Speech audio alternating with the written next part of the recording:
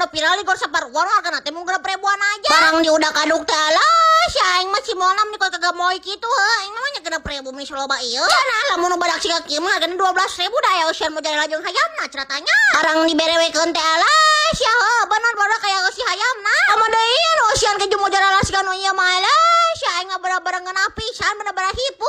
Barang-barang teh si kami teh meni bem pangsit kuah nya geus meuli tadi basok kabaya na si pangsit kuah na teh. Teh nu garing ngajeng nu basieuna di mis dasepkeun sing ladar kana teh mung 3.000-an. Barang diseruput teh alah, si aing mah bener-bener seger pisan barudak. Ijig mah 50 juta kali barudak, ya teh mah ngonya-ngonya toy. Kumaha deui si baso cincang na malah, si aing mah geus montong ditanyakeun baso kabaya nang sepugungan ata tingali aing mah loba kitu sia-siana teh. Jejer lian sia nya cowok